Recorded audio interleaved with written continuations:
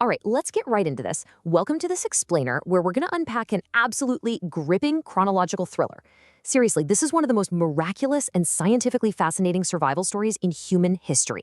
We're looking at a true story today that completely defies the laws of probability and really showcases the extreme limits of human endurance. So ask yourself, can anyone actually survive a 10,000-foot fall?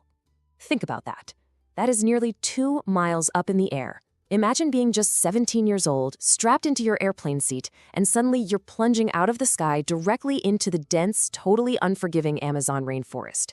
I mean, it sounds completely impossible. If you saw this happen in a movie, you'd roll your eyes and say, no way. But this is exactly what happened, and the science behind how she lived through it is just mind-blowing. 1. Out of the 86 passengers and crew members on board this ill-fated flight on December 24, 1971, only one single person lived to tell the tale. The sheer rarity of surviving an aviation disaster like this is staggering. So today we're going to break down exactly how this lone survivor beat those impossible odds. Section 1. The Doomed Christmas Flight. Okay, picture this. 17-year-old Julianne Kopka and her mom, Maria, were in a massive rush to get to the Panguana Biological Research Station on Christmas Eve in 1971. But the airline they booked was LANZA. Now, locals actually had a really morbid Spanish joke for this airline. They called it Lanza de Panza, which basically translates to "it falls on its belly," because its safety record was notoriously terrible.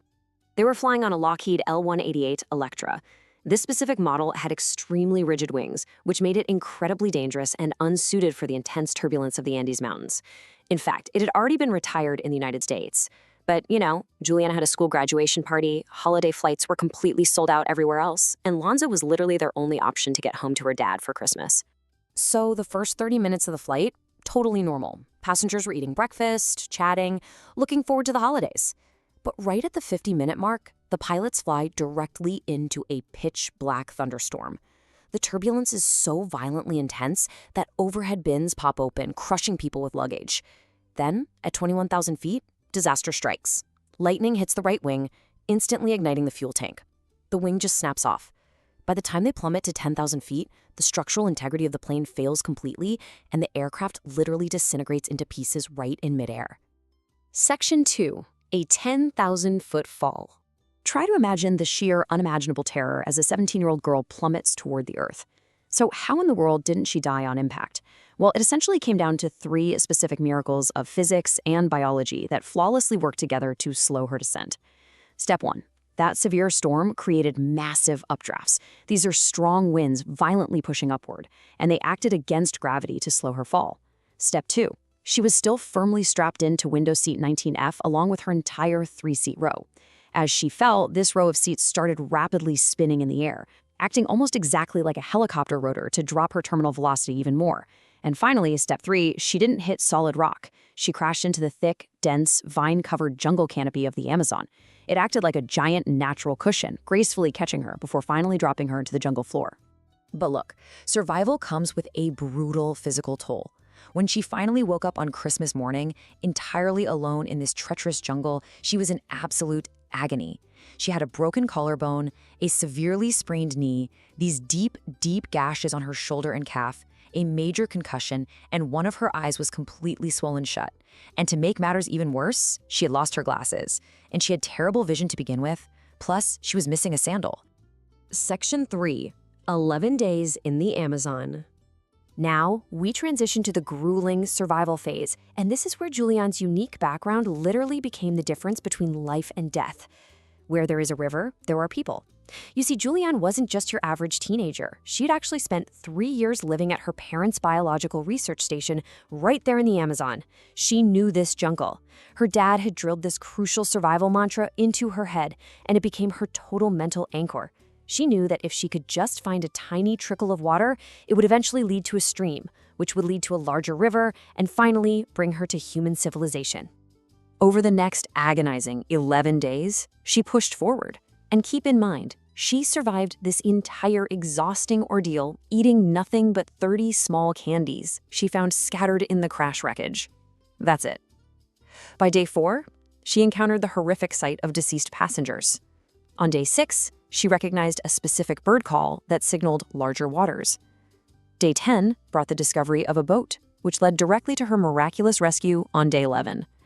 But the everyday details of this journey, they're even more intense.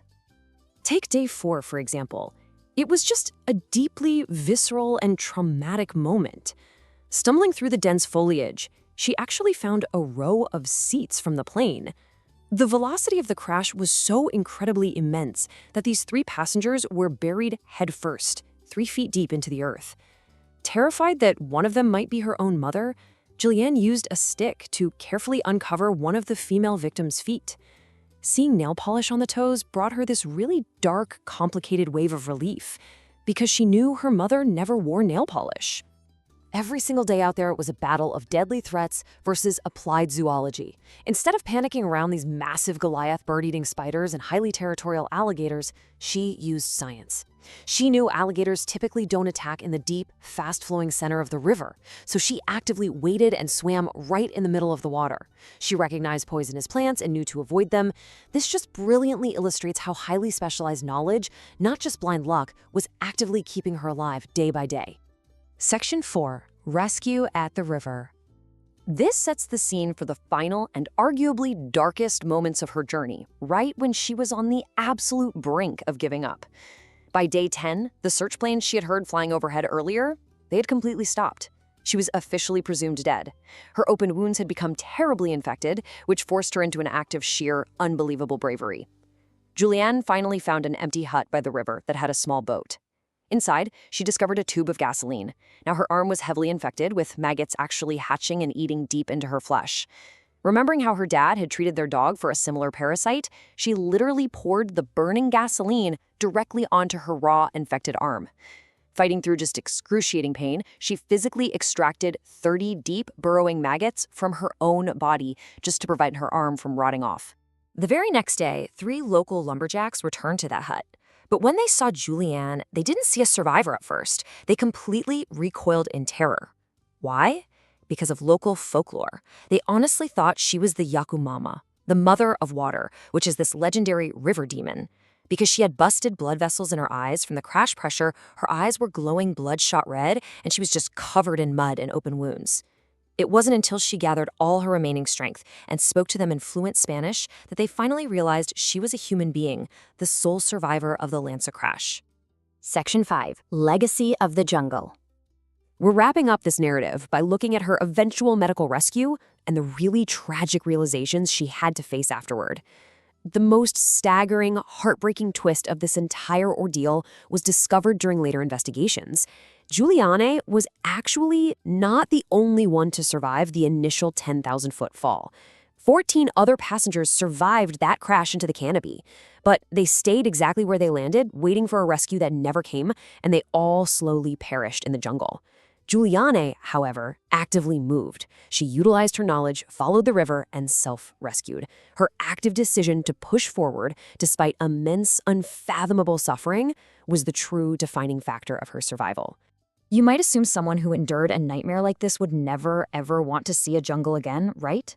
But she didn't just escape the jungle, she fully embraced it. She went on to earn a degree in biology, became a highly prominent zoologist just like her parents, and in the year 2000, she officially took over the Panguana Research Station. She dedicated her entire life to continuing her parents' Amazon conservation work, fiercely protecting the very environment she had to battle to survive. So, I want to leave you with a provocative thought today.